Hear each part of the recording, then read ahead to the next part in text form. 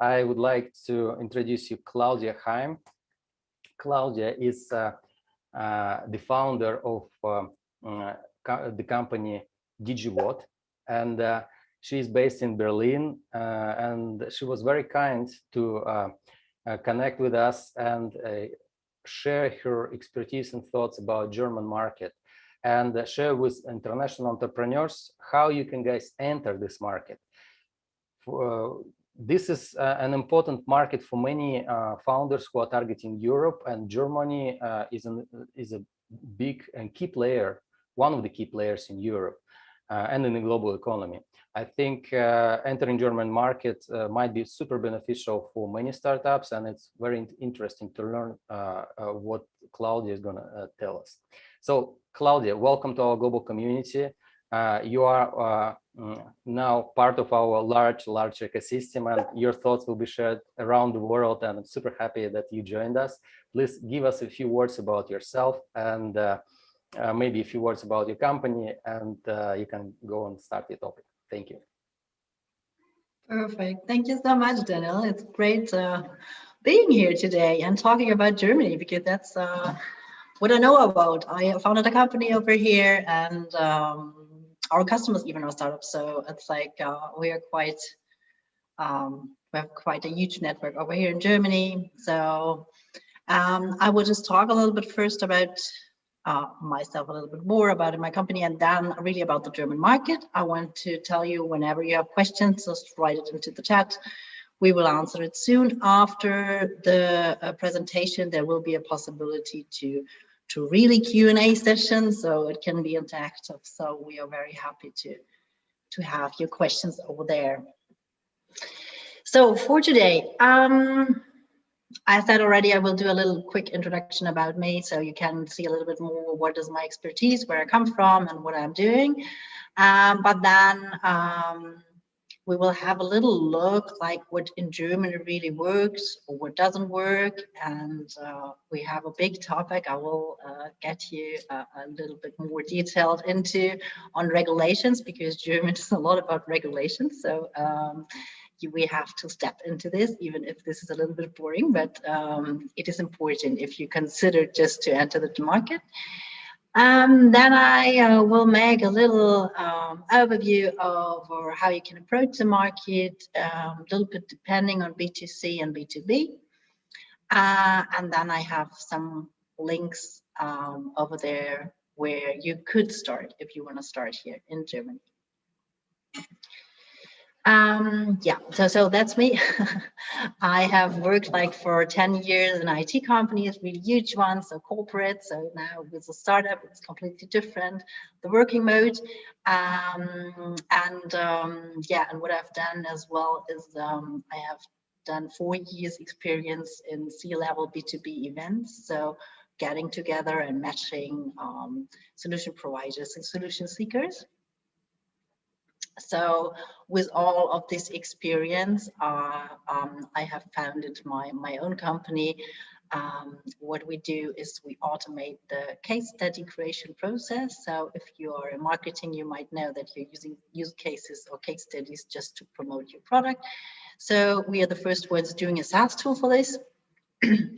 And last but not least, my personal details. I have 2 kids.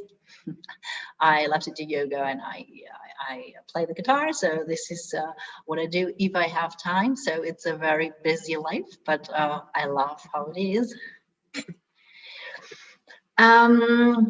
Just once to Germany. I am born in Munich, and I now live in Berlin, and my accelerator I was in is in Hamburg. So whenever you have also specific questions to any regions, I have an ecosystem more or less in all over Germany. Just a word, what DigiWhat, my company, is doing, because it might also help you to just see where we are in. So maybe you have a similar product, so we're even closer. Just contact me via LinkedIn and we can exchange.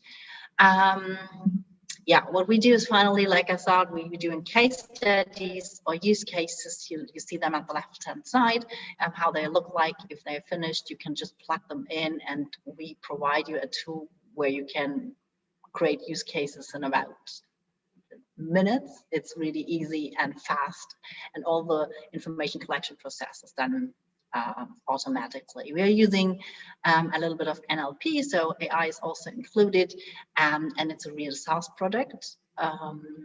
Yeah, so that's what we do. So facts and figures about Germany. I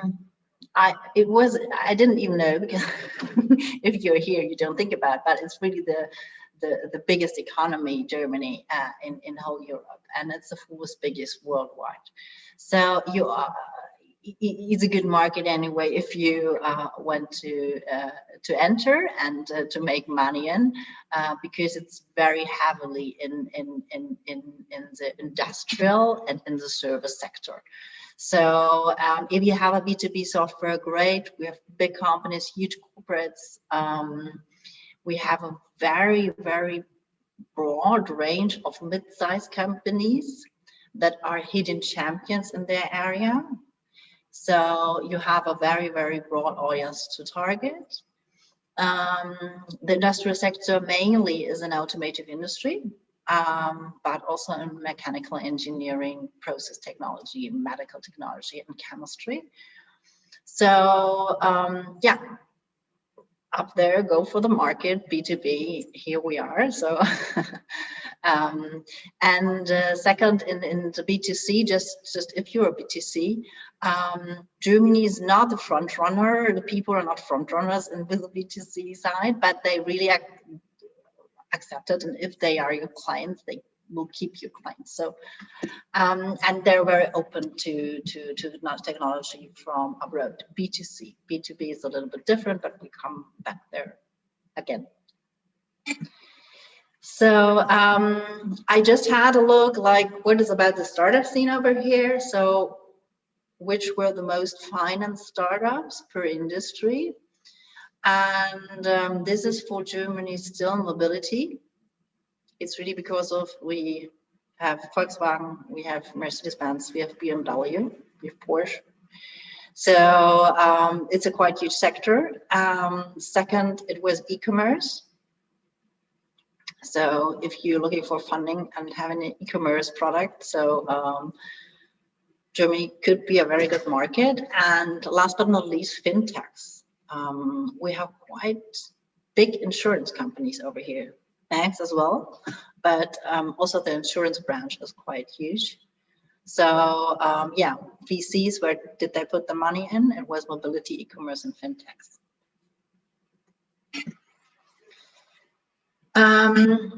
I want to just show you what big startups were raised in Germany in the last 2 to 3 years. So, and I just try to explain from my view why it worked, because it's like, it's not obvious why something is working when something is not, but to understand a market, maybe this might help a little bit. Okay, for the B2B sector, we have N26, what is one of the biggest German direct banks, and they are expanding internationally. And the other one is Personio. They have a HR software that, and now the question is, why did they succeed in the German market and maybe others didn't?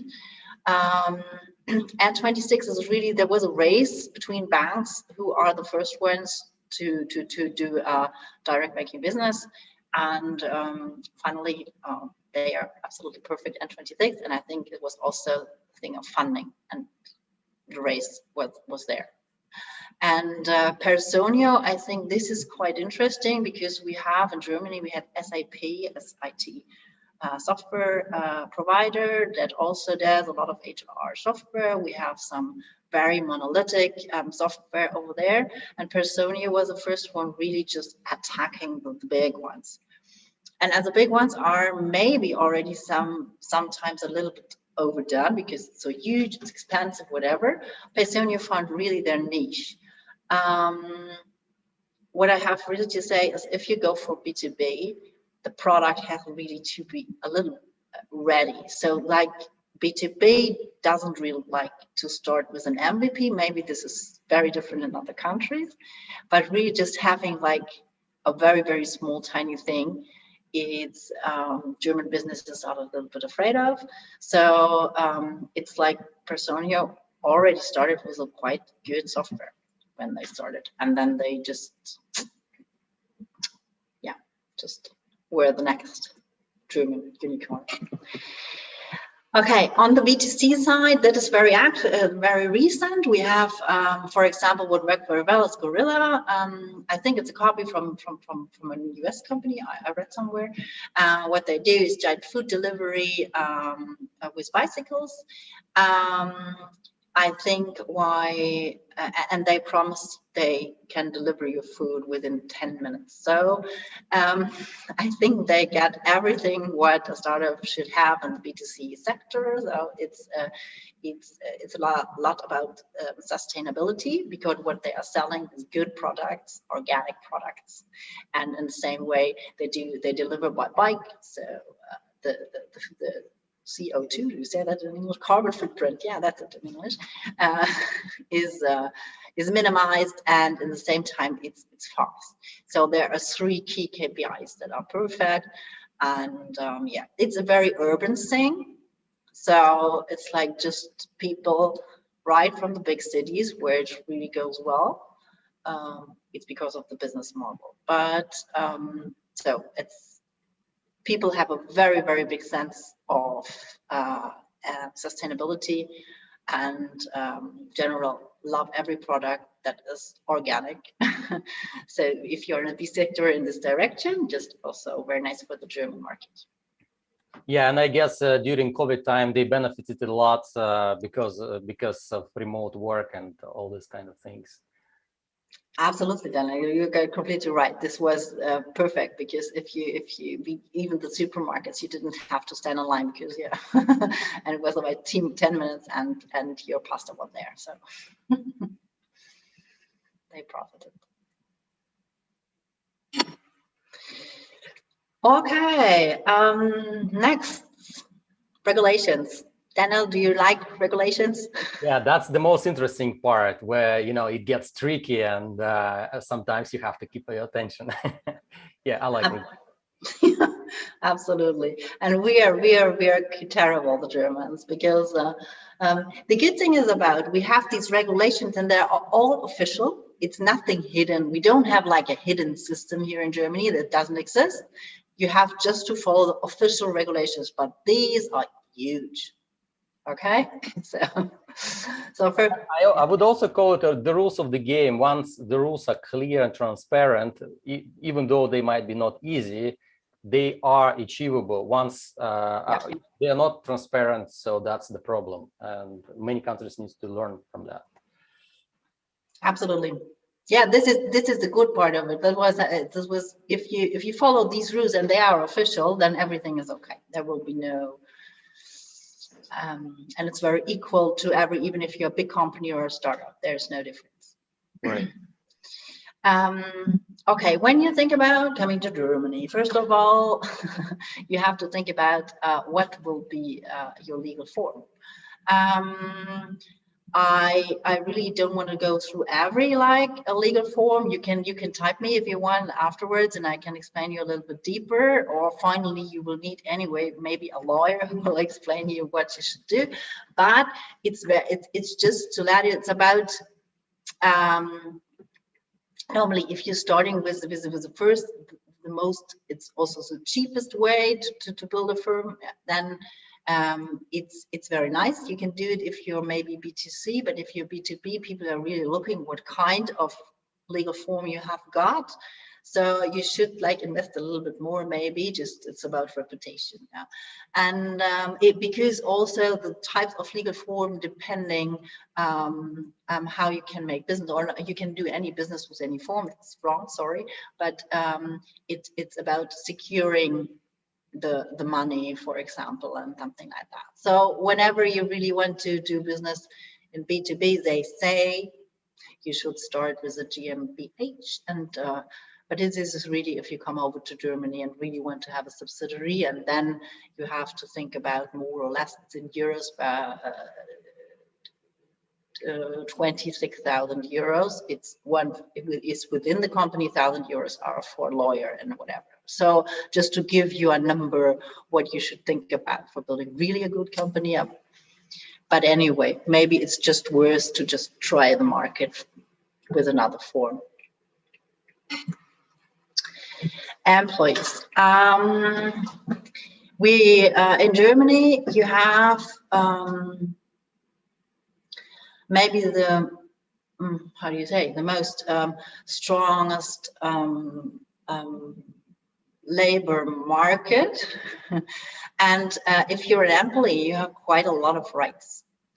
So you really have to take care what kind of contract you're contracting the person working together in Germany, because like the typical startup thing, it works and then you need more people and then you just maybe just minimize a little bit your stuff.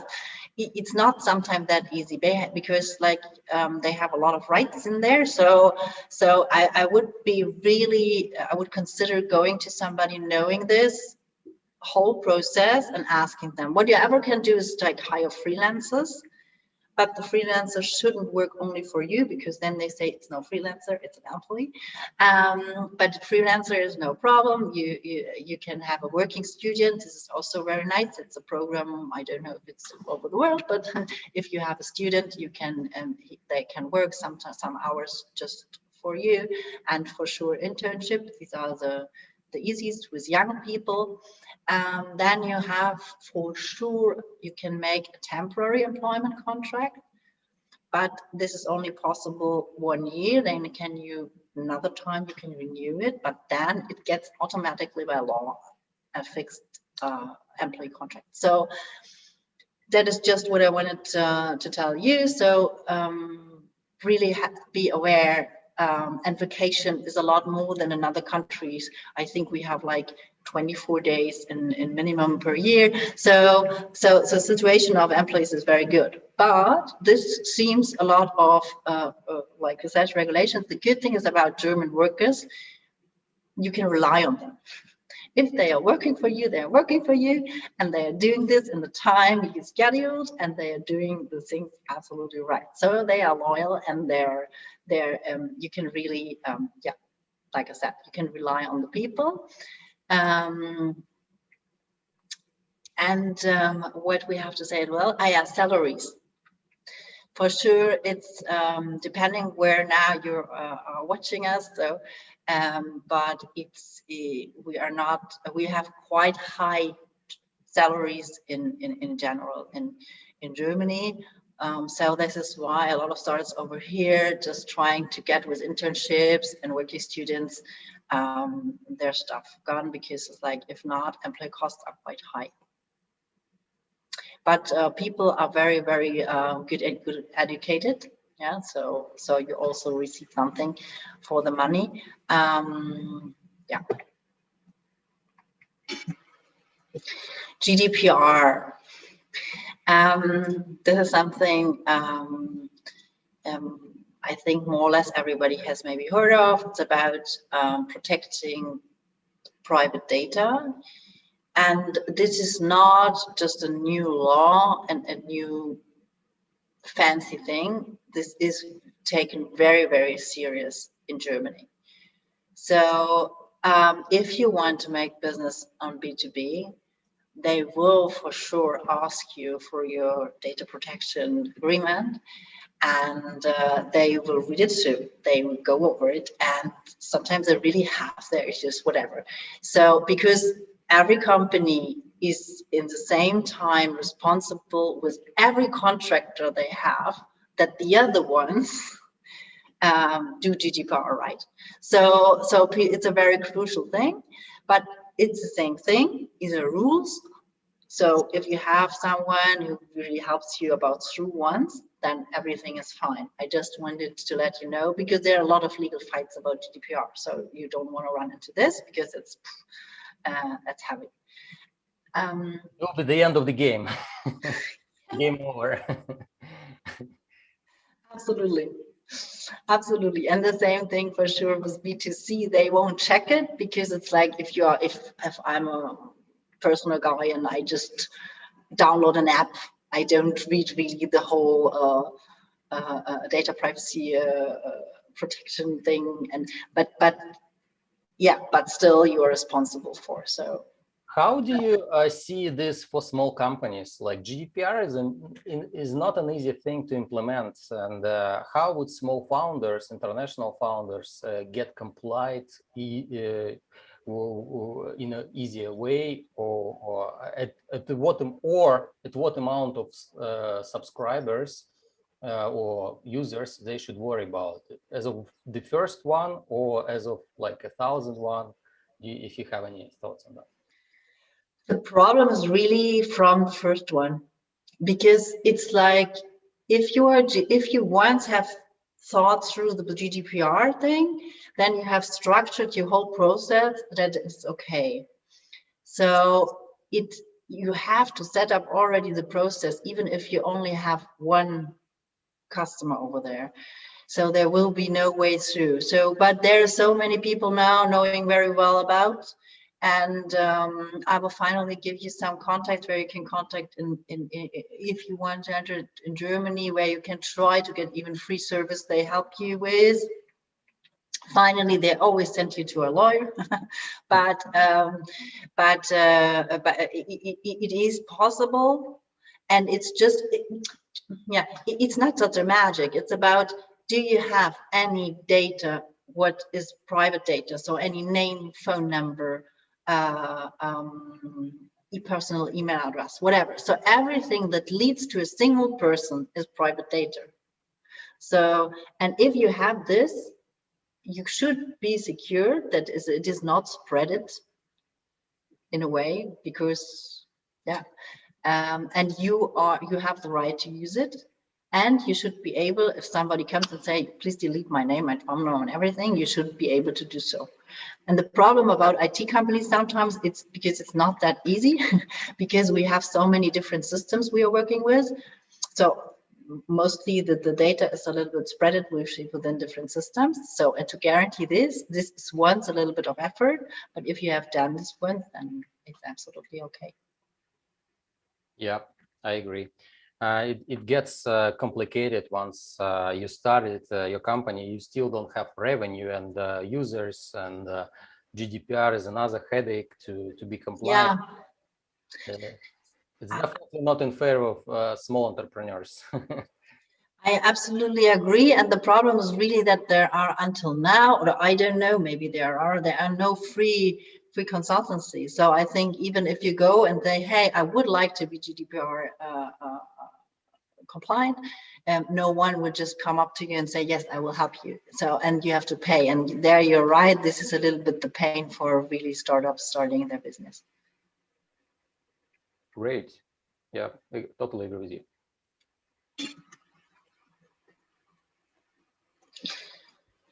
Okay, yeah, that's a little bit about the mentality. What I said already, it's like with if you have an employee, normally the employee stays. We have a lot of people working for companies like 20 years, 30 years. It's not very modern, because like today you're a little bit more like jumping around and getting experience in different companies, but this is still like a little bit of German culture. And then Germans are very fact-driven. It's not, I'm very sure, because I've worked with UK and I've worked with US, they are very much into, oh, there's something new and maybe I missed the train, so let's jump on it. And this is not at all German. They will, you just have to live with them, deliver them like facts. Like it's really about the number. So if you can prove you have done 30% costs reduction or whatever, just give this a number, give where you did it and how you did it, and then it's perfect. So it's really, really, really fact driven. And that makes it in one sense easier, because it's really, if your product is really good and you can prove it, that's sometimes it's hard with startups because they don't have such a big bunch of customers that they can just make a proof out of 100 customers. But this would help a lot.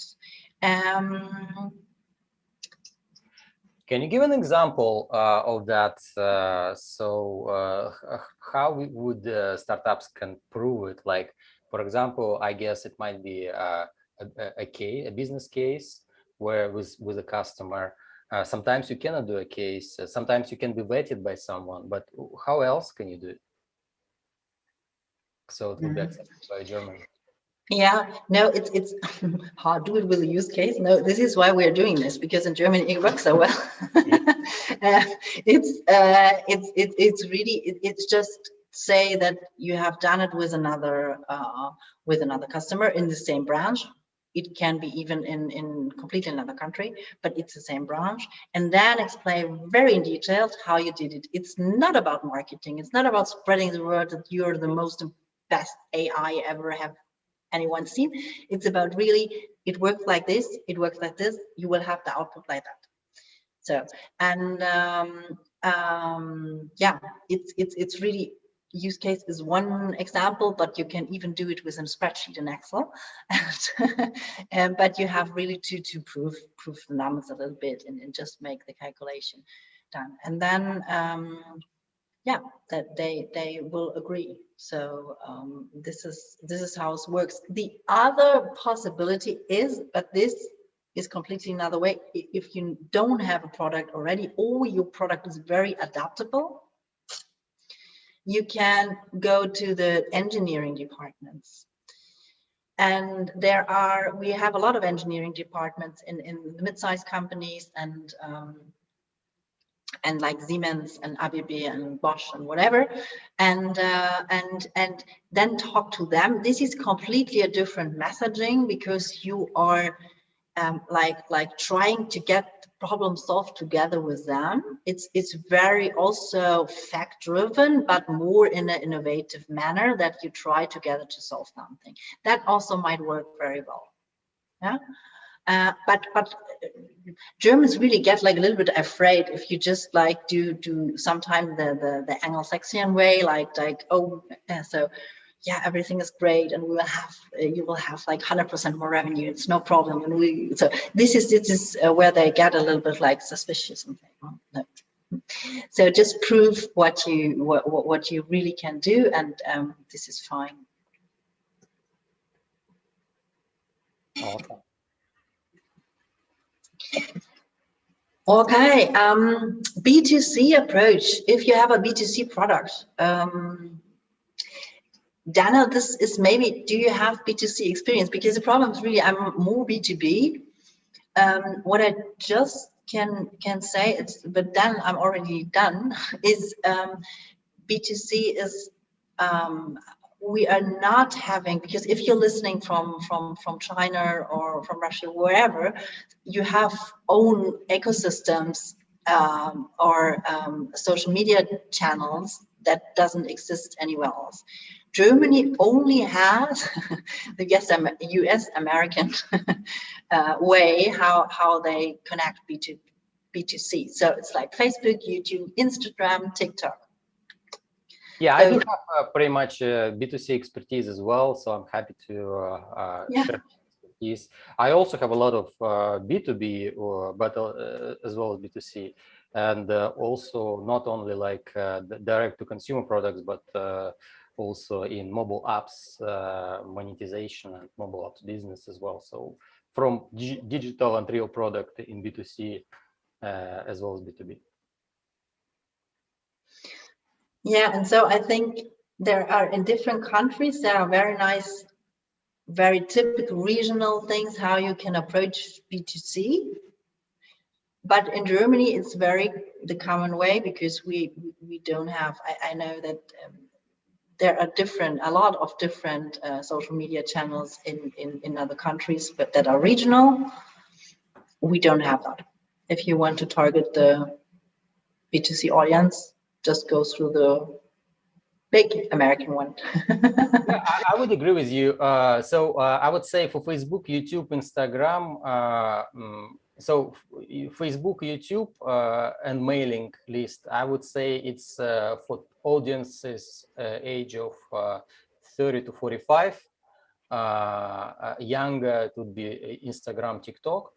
And older ones, I think there should be some other channels for older than 45, probably, because many of them wouldn't use much social media. LinkedIn, one of the other professionals, B2B, but mostly B2B. Yeah, I agree. Mailing, just this is why I put it into brackets and with an exclamation mark. Be aware of GDPR. Yeah, I agree.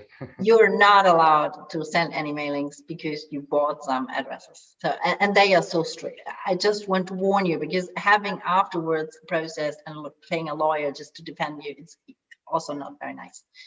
So what if somebody registered on an event and agreed to share their email and name, so they are willing to share their information?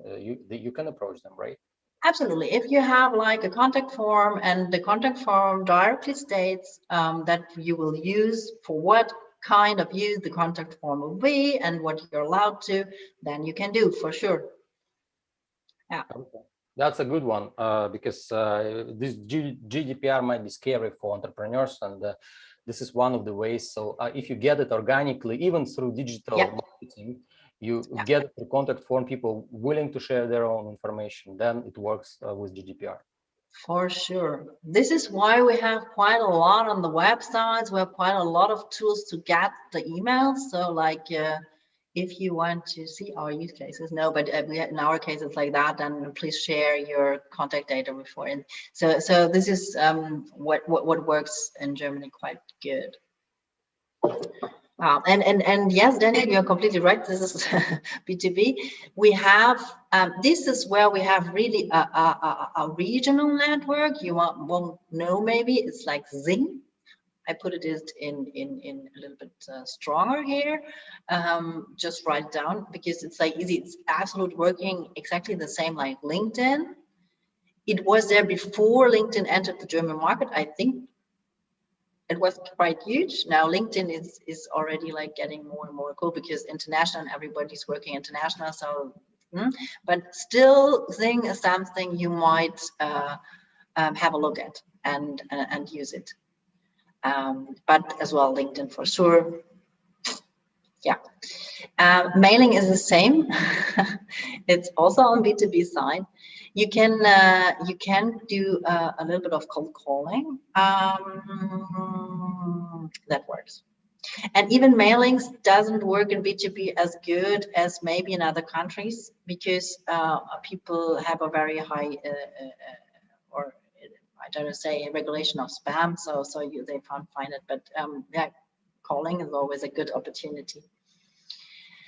Sales cycles in Germany are longer than an average in other countries. So be aware that it takes a little bit more of time. And if they don't answer quickly, it's sometimes not really because they don't want you. Just get ahead of them. It's no problem. Just say after, so like let them like 4 days, and then they, oh, we were talking to you, and it's okay in Germany because they take sometimes. So we are very strong in Germany in fairs. So whenever you have a fair over here, we have one of the leading fairs in different sectors. So really have a look. It's really worth it to come here and go. And the entrance fee is normally very low. If you don't want to have a booth, but the entrance fee is low. You mean the trade shows, right? Sorry, trade shows, yeah. Conferences. Okay, I mean, it's also you can call it affairs. Yeah. No, yeah, absolutely, yeah, but yeah, trade shows and they are really huge. The Hannover Messe, for example, it's the world most important. And then we have the IAA for automotive, and yeah, there are a lot. And it works well because in Germany also, but I think this is not very only German. It's like meeting people in real. It always helps. So then MVP, yeah, I already told us a little bit. Try whenever you can, try to get an MVP somewhere. But I said Germany is not the nation of being the first ones having like, oh yeah, we have an idea, we will just have a look how it works. Normally, if they start, they already have like everything under control, and then they start. So it's a bit of a mentality. I would say, from my experience, just make your product ready in another country, make the first revenues, and if the product is then already a product like more stable, not a beta version, then come to Germany. I think it's a lot easier. Media, yeah, it's underestimated that we have a lot of media, and media is still looking. Media is not very. It is a market in Germany, and they have, like maybe also everywhere else, they have to struggle with income streams because of readers, and so they are quite open to make advertising, and you can have ads within media. You have very special B2B media. Sometimes they are very niche, like having targeting only 2,000 people, but these 2,000 people are the, I don't know what, very specific target group. So it's a very good thing to think about media corporations and putting a message out there. Universities, we have all state-driven universities, so we have some private ones as well, but mostly the university system is financed by the state. So also you have a lot of research done by postdocs, and they sometimes you can really think about getting a postdoc on to help you in R&D. Also, what they have is they are also trying to innovate something, so they are very open to exchange. These people are very non-economically, so that it's very nice to talk to them, because they are not in a private system, they are completely in a governmental system. So if you really also to exchange, and maybe they can help you a little bit further or tell you about your special technology within Germany. So really don't hesitate to contact universities. They are very, very free of sharing knowledge. That's very interesting, actually. You made a list, and it seems like this is a good opportunity for me to challenge you a little bit with this awesome things. So, for example, I have pretty much expertise in sales, and building a sales organization in the US is very much different to the one in Europe. And considering German market, it's very different. You already gave an example with Britain and the US. So approaching customers in B2B, what would be the steps? I can tell you from my own experience in the United States, where I succeeded building sales organization for large accounts. So it would be first, you might do a cold email or cold contact via social media like LinkedIn. You activate with specific sales triggers, like personalized approach. You research the person you are going to contact. You cannot send wide emails to everyone or too general. You have to research. Then you activate it through personalized message. It might be not even related to business, but you know that this person is into this specific thing, and it would activate. Second, you do a call, and then you ask more about them and talk about yourself very little. And then you take a pause, and then you come back with a proposal, and then you customize your proposal for this probably third contact. Third step, and then you make a proposal based on the information you heard from the customer. And this is how it brought me to a success in the United States. How would be this different to the German market, if it is? Mm-hmm.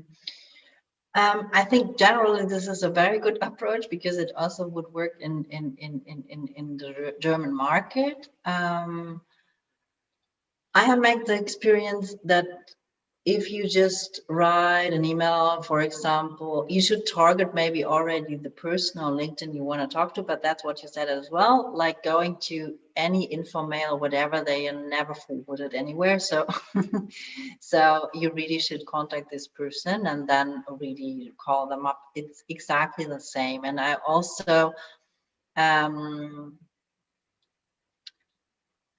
I would say don't be too salesy, like you said, because listen to the people and then coming up with a solution, and not just trying to sell directly what your solution is. It's a kind of trust, and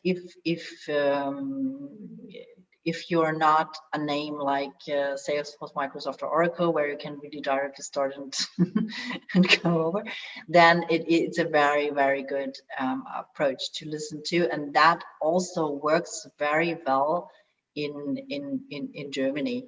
And also very good is to target very high people, very high. Don't we have a hierarchy here in Germany, but it's not that you don't talk to the boss, because you shouldn't be afraid of. So really target very high in a friendly manner, because even if you don't reach this person, you will get the person right under the other one. So it's like, it's a very good way to target. Yeah, so this is exactly how I see it, because I think the modern approach for sales can be applied in most of the countries, even with specific culture. Every country has a specific culture, of course. So relationship sales is more important than just traditional sales.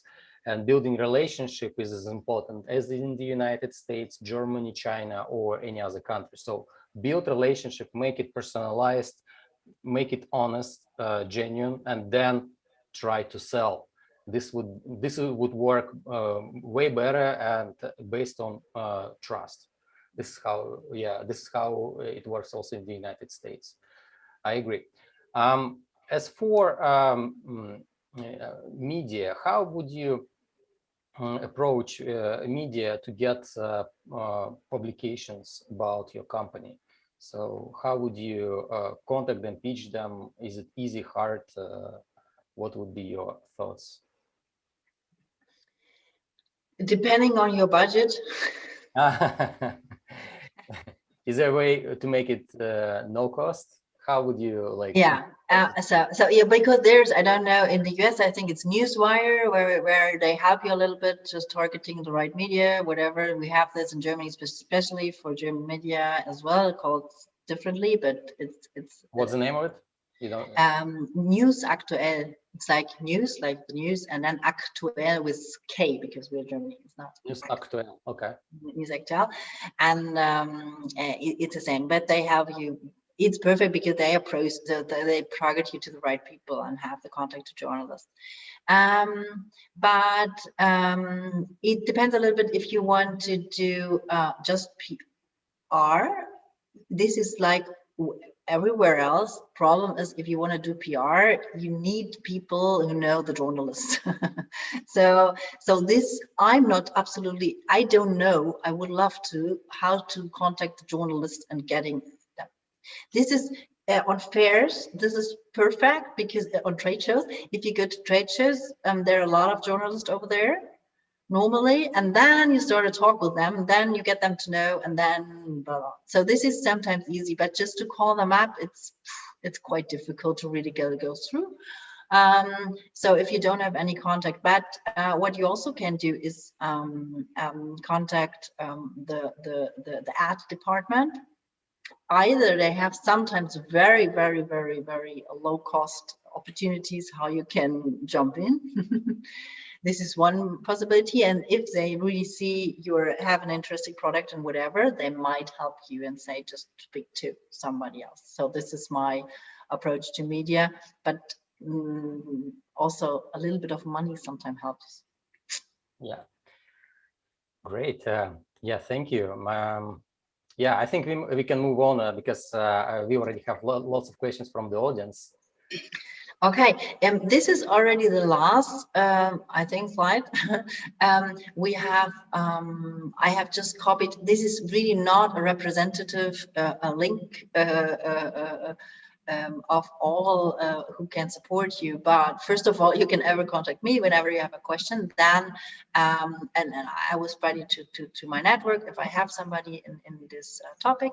And this is two partners that help. They are also state finance. I think Berlin partners for sure, and the other one is in Munich. So the first one, Unternehmertum, is in Munich. The other one is in Berlin, and they help people or companies from abroad to settle here in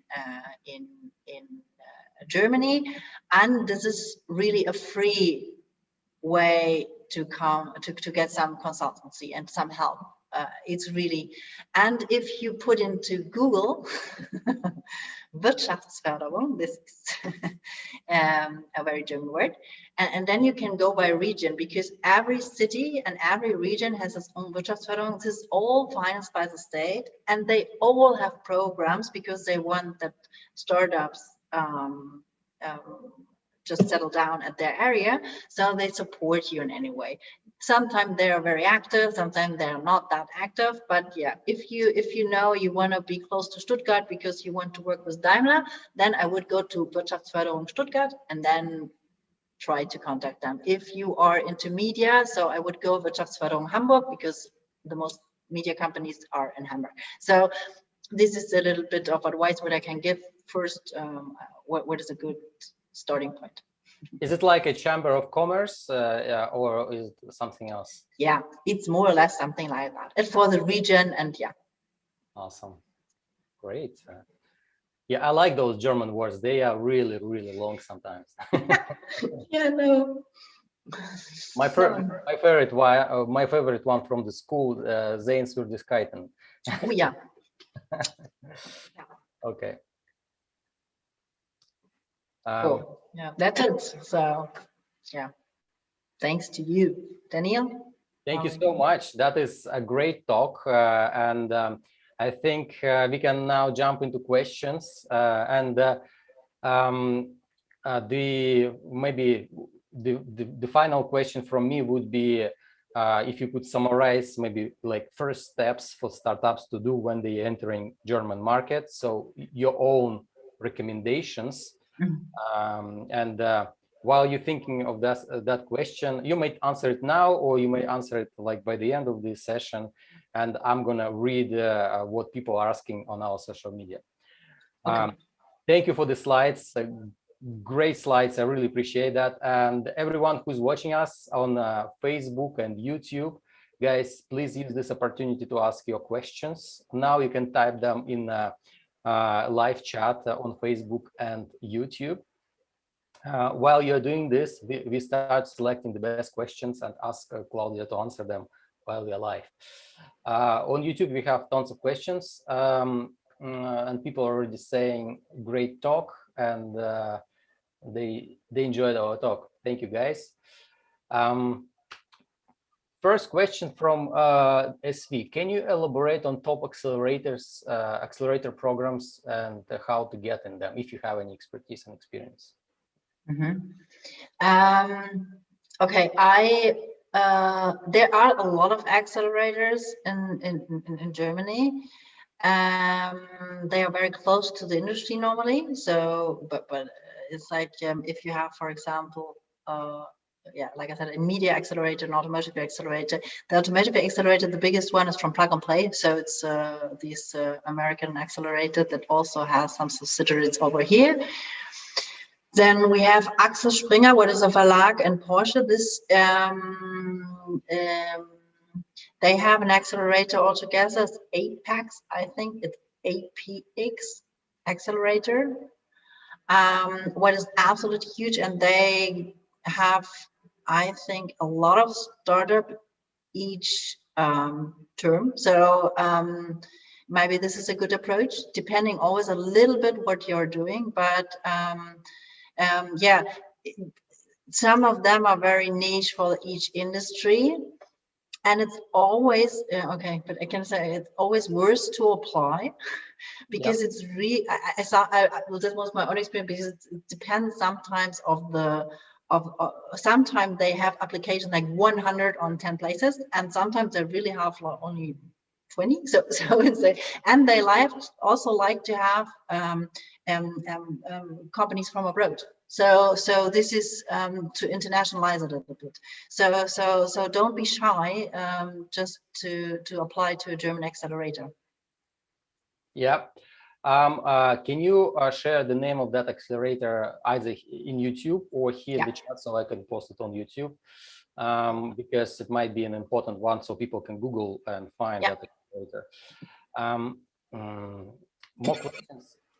Guys, I will be switching from YouTube, Facebook, back and forth. So wherever you are, just type your question because I see questions in both systems, in both platforms. Now we have a question on Facebook from Stanislav Bay. Hi, do German B2B customers prefer local SaaS companies versus foreign ones? If yes, how to compete with that fact? Position yourself as a German entity or something else? Can you just read the first sentence because that I didn't get? Oh, okay. So about German B2B customers, do they prefer local SaaS companies or the foreign ones? And if local ones, how to compete with that fact? Would you recommend to position yourself as a German company or do something else? Okay. Now, in my experience, if you have a SaaS product, it's super cool because they don't mind wherever you come from. If you're a consultancy, anyway, difficult. But if you have a SaaS product, they are really open to it, just with the fact that they will check that you know about GDPR compliance and some of the regulations. So this is the only thing you just have to prove, but then go for it. All right, thank you. Next question on YouTube from Said Z. Arfen. Hi, Claudia. Would love your view on the different regions priority-based regional markets to think about. Sorry, let me read it again. Maybe within Germany, like the regions, because would love your view on the different regions. Based regional market to think about. I'm seeing that Berlin, Munich, Hamburg, Stuttgart, and Bremen are the best by population and income. So what's your thought? Okay, so everybody from Germany may be listening. They will be a little bit offended if I now don't take the region they are in. But okay, but we can say more or less. It's like, okay, Berlin is the hot spot of startups. That's for sure. You're very close to governmental thing. A lot of conferences, whatever. Berlin is hip, whatever. You have a lot of people. This is good in Berlin because you get a lot of people on board that maybe not that expensive because they're internationally, they have them or whatever. So Berlin is a very good place to have a startup, but we don't have in Berlin like a big economy. So if you, like I said, just let me know. You can also ping me in what industry you are in, then I can help you a little bit further. Because if you would be, for example, automotive sector, go to Stuttgart. If you are media, go to Hamburg. If you are financial, go to Frankfurt. So you have to be close to the industry, and this is very selected. And Munich is also very nice if you're e-commerce or whatever. So it depends very much on which industry you are targeting. Okay, fair enough. Next question from Nick Shilkin. Claudia, can you say about the differences between promotion on the social networks LinkedIn and Xing? Some people are asking what is Xing and how it's being used on German market. Yeah, you can have even a free account on Xing, like on LinkedIn. So just have a look at it. It really it's more or less the same. Yeah. thing is more, it's very German. It was especially for the DACH region, so Germany, Austria, and Switzerland, so German speaking. So if you want to target the Mittelstand or the mid-sized companies, it might be a good way. It's down here, but it's a little bit more old-fashioned. So younger people or marketing.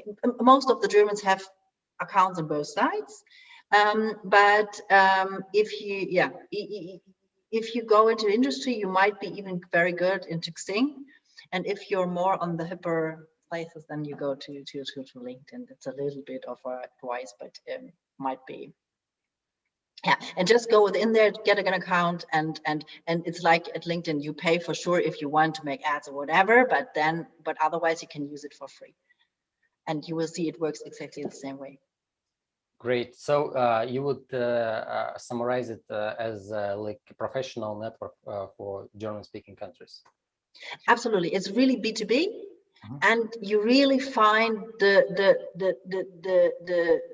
decision makers also of all these companies that we have. I said these mid-market companies that are very like niche, but have great things in manufacturing and production. So you will find them all over there. Awesome. Mobile monetization are asking, what about the regulatory trade compliance complexity in Germany, and does it apply to Europe as well if you do trade compliance in Germany? For example, many products may be hardware, not only software, and in the United States you have to go a lot of certifications, and I guess in Europe the same way. I'm not even talking about FDA, which is a huge headache, and there is something like that also in the European Union. So I guess if you're compliant with the German market, you probably would be compliant with European market as well. Yeah. It's like everybody wants his own certifications, but anyway, yes, more or less, yes. Depending if you have, for example, medical, electronics, something like that, that's for sure very hard to get to. But this is also very structured in Germany. I'm not so into, but I will write you also in the chat, like two associations.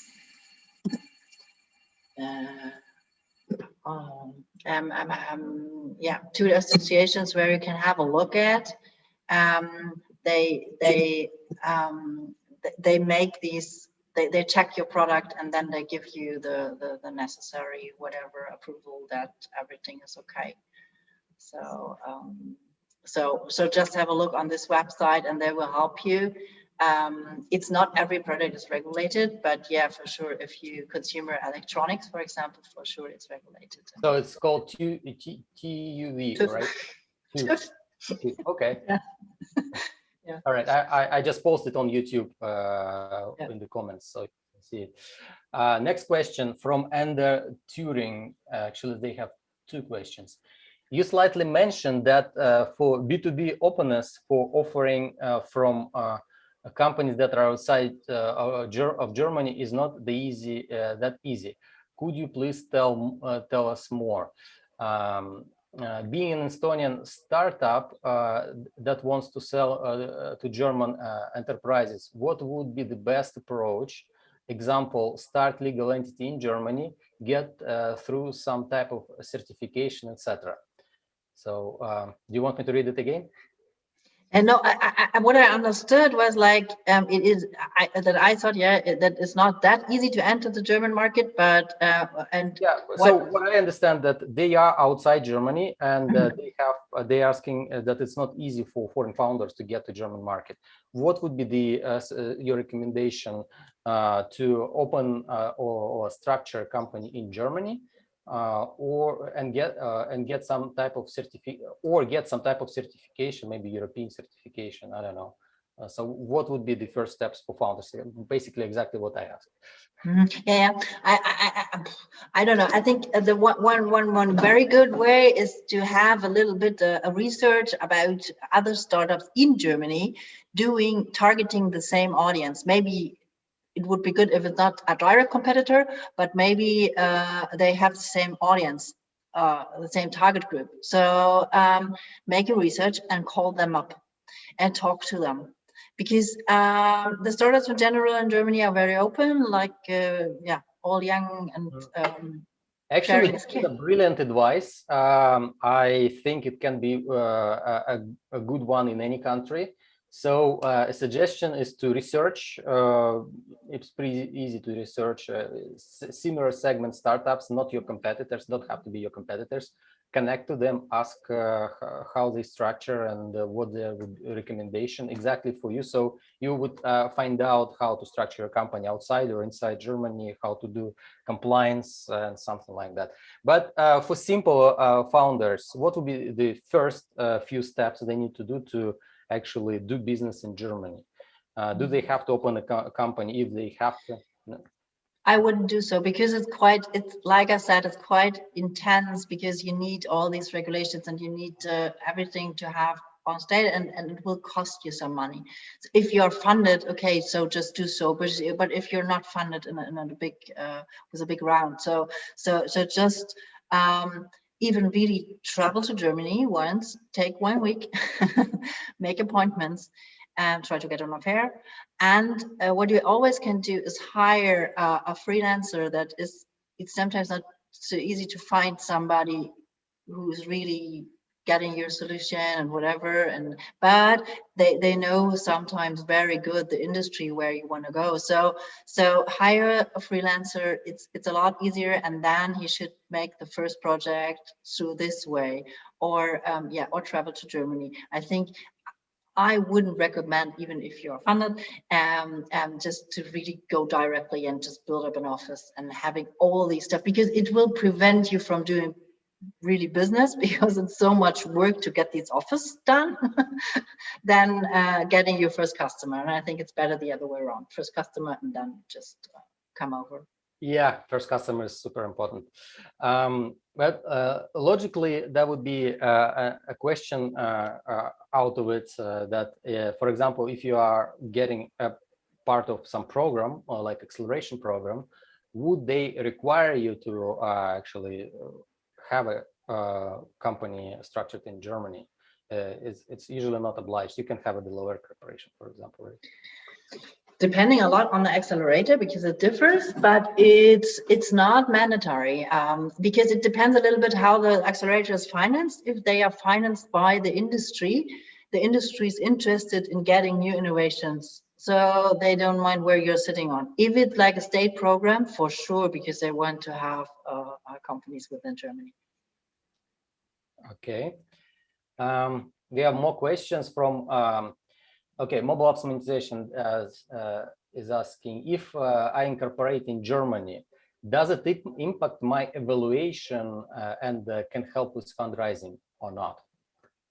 If you have a subsidiary in Germany? If I incorporate as a founder, as I start my company in Germany, does it help me with fundraising? Because I can say can claim I'm a German-based company, following all rules, regulations. So can it help me with my evaluation, or maybe it damages my evaluation because German market is so regulated?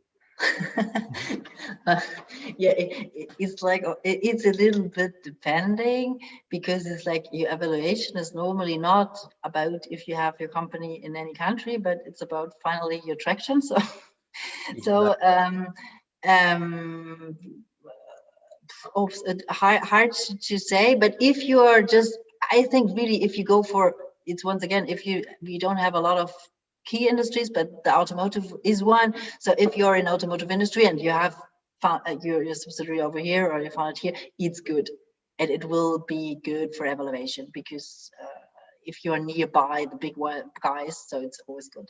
Oh, okay. So logically, so if the big players like automotive, for example, it is easier for them to locate or exchange, do monetary exchange within the country rather than on international scale, and they also understand the local law better than the international. So it helps you to get. So if you target German investors or German industry investors, that probably might help you with evaluation and start a company in Germany. So for that one, okay, that makes total sense. Agree. Thank you. And there is another question related to just what we discussed: how to get a pilot in German corporation. It's a good one actually, because startups usually don't have much chance to sell right away, and their technology usually so weak, and they cannot sell it. They cannot market it, and sometimes they need a pilot or even a paid pilot with a corporation. What would be your recommendations to get a paid pilot with a corporation in Germany and maybe in Europe? Difficult. It's really difficult, like I said, because it's like not that people are so much into. Then it's not that quick that you just come and somebody says, "Oh, cool, a new idea." Even if it's good, it's very, very hard.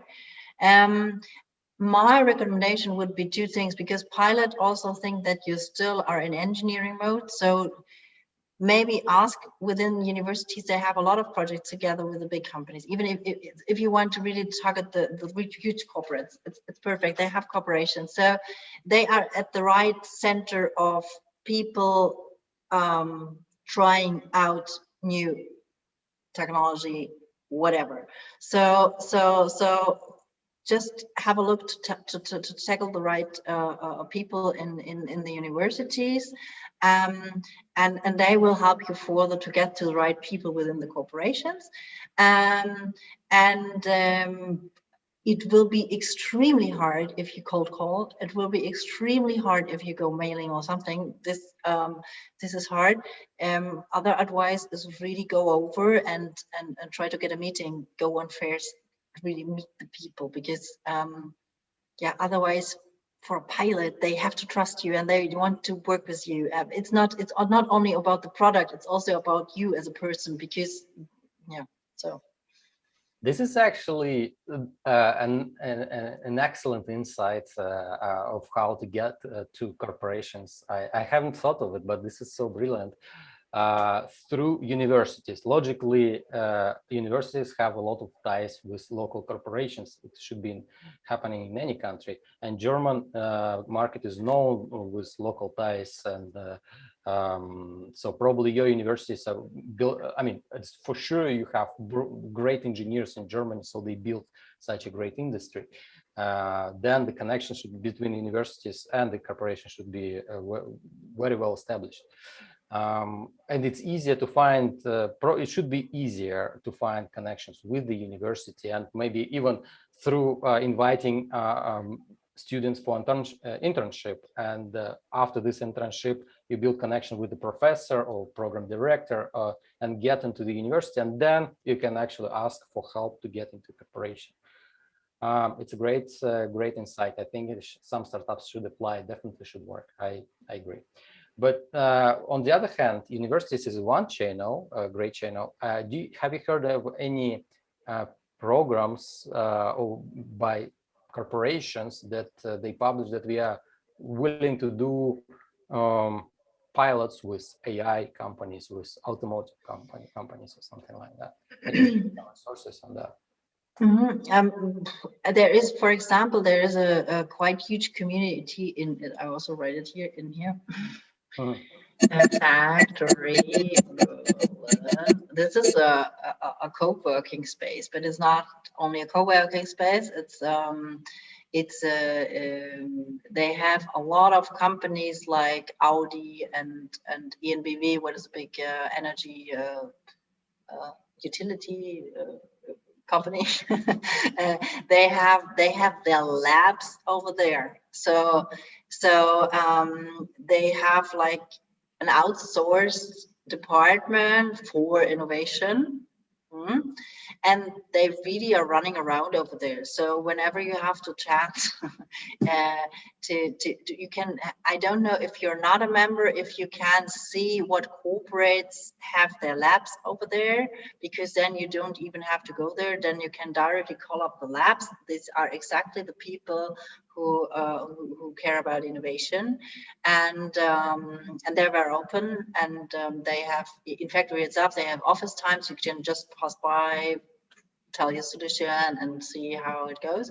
So and nearly every, even big mid-sized companies have something like a lab division, what is like a speedboat aside from the company. So target, this is a good start to call up and talk to them. Great. I think it's time to wrap it up. It was an awesome webinar. Let's take final question. I'm not sure you have the answer because it's about visa, how to get a German visa for a startup. Are there any startup visa for Germans, for Germany? So do you have any thoughts on that? Or maybe you can direct to the right people. Yeah, just drop me a line on LinkedIn. I can have a look, because it's like, this is a complete business. That's only I know, because I didn't need it. So so I don't know really the name of the company. I just know that they're popping up thousands of agencies who helping exactly to getting a visa for starters. So and I can ask in Factory, there's a Slack channel, because I'm very sure somebody has a good experience with some agency or something like that. Let's continue this conversation on our Go Global World chat on Facebook, Telegram, or LinkedIn. So anyone who wants to ask Claudia more questions, you can get into the group, and we'll get in touch. We'll get you in touch. On this note, I guess it's time to wrap it up. We already answered tons of questions, and it was a very interesting webinar. I'm really grateful for all the insights and for all the slides you prepared for us. German market is huge, and we just started scratching the surface of the opportunity in there, and we'll definitely do more webinars about it, and I'm happy to do more webinars on other topics with you. Before we close, I'm going to show a few slides, as I usually do, about upcoming events. But I don't let speakers just go. And while I'm showing the slides, if you have anything on your mind, on your heart to share with the audience, like this is the way we usually wrap it up. So just close the way you want with whatever you have on your mind, in your heart. And this is how we end this session with the people. So while you're thinking, I'm going to show a few slides. Okay. Okay, guys. So we will have in more events in August, and the upcoming events that you should be aware of with Australian speakers. We will be speaking about how to fundraise. We will give you a real guide, a toolkit, how to fundraise from global investors. And Steve Torso, which was speaking recently, early July, gonna speak in August.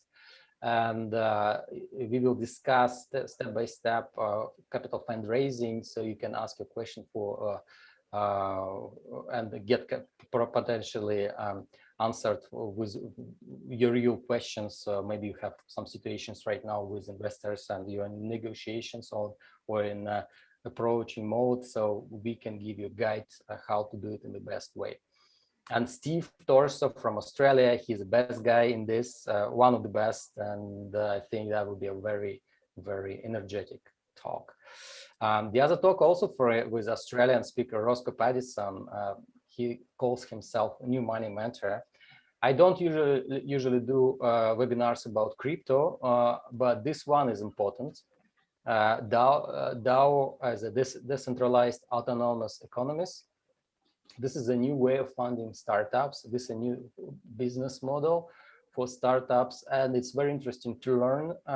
Maybe this is another fundraising source for you, and if it can help any one of you, I'd be super excited about that. And this is going to happen in the first half of August. In the second half of August, we will have more events. They are not yet announced, but already 3 more events are about to be published. Stay tuned. They're going to be published on our website, Go Global World, and also on our social media, Facebook page, events, so you'll find it in there. Also on Eventbrite, and you can subscribe our Eventbrite page, so just press follow and you'll be notified of all global initiatives we have. We don't do small events, we do global events, so you can build global companies. And this Go Global World chats, among other chats we have, this is the key chat where you can connect with global founders, ask questions, and help others as well. So giving is as important as taking. So try to give more than you take, and value your reputation. This is super important. On these notes, I have done with all information about Go Global World community. Claudia, what would be your final closing statement? Final statement.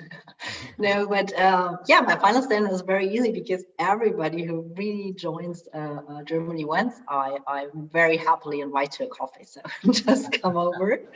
And to you, thank you, Danil. Thank you so much for this incredible, great event, and taking me as a speaker. And yeah, hope to see you soon. And your idea is great. We really need some global community, because we're having all products that are not focused to a region, and helping others is the best way to grow.